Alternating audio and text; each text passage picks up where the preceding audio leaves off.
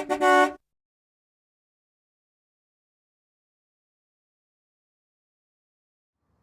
campers and RVers. Today I'm going to tell you the 5 reasons why I do not make advanced RV reservations as a solo RVer. The first is flexibility. I like to be able to go RVing when I feel like it, and I do not want to be tied to a reservation that I made 6 months ago, a year ago, because I needed to make reservations in order to get into a specific park. So that just doesn't work for the type of RVing that I do. Additionally, you get a lot of really awesome RV places if you are flexible, because people that make those reservations a year in advance, 6 months in advance, they may cancel, and you can get some really nice places. For example, I was RVing in Illinois, and I made reservations the night before at a Corps of Engineer location, and it was on a lake in Lake Shelby, Illinois. Probably one of the most beautiful places I've ever been to in my life. It was absolutely beautiful. And the camp spot was at the end of this lake, and it was just absolutely beautiful. Found it at the last minute, and it worked out great. I like that flexibility of just being able to go RVing when I feel like it, and not be tied to a particular reservation that I made months ago. The second reason is the unknown. It's hard to tell places that I've never been to before what the campsite's going to be like.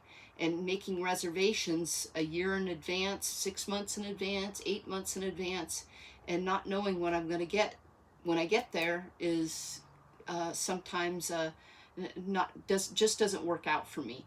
For example, I was in a place.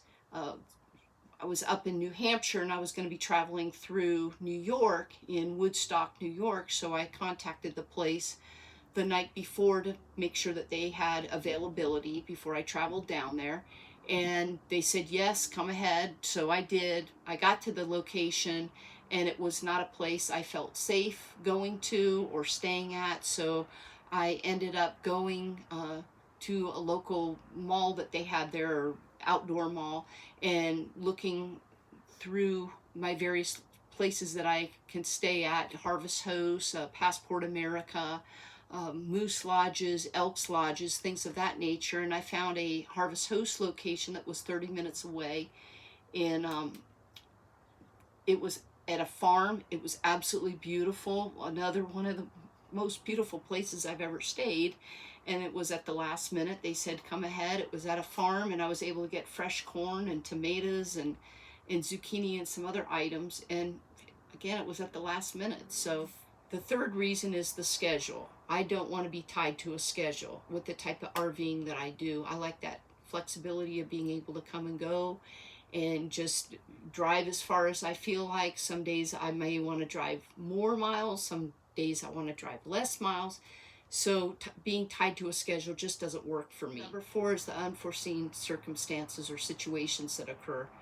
I was recently on an RV trip where I ended up getting the COVID-19, and the RV park that I was staying at, thankfully they had availability for me to stay additional nights. If not, I'm sure I could have found something within the immediate area.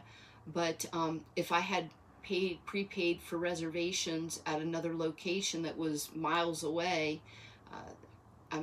sometimes they don't always allow you to cancel. So it's those unforeseen circumstances that arise.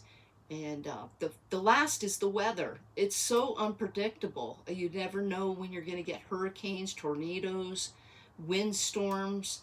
You'll plan out a route that you're going to take the I-40 or the I-70 someplace, and then end up finding out that there's major problems on those roads because of the weather delays, weather problems. So weather's takes a huge impact on your travel if there's inclement weather. So again, those 5 reasons are flexibility, the unknown, not knowing where you're going or what you're going to encounter when you get there, schedule, unforeseen circumstances or situations, and also the weather. So those are my 5 reasons why I don't personally make advanced reservations. Again, I'm a solo RVer, so I don't have to answer to anybody. I can stay where I want to, and the places that I listed are usually the ones that are my go-to, and that's how I travel. So I hope this was helpful, and thanks so much for watching.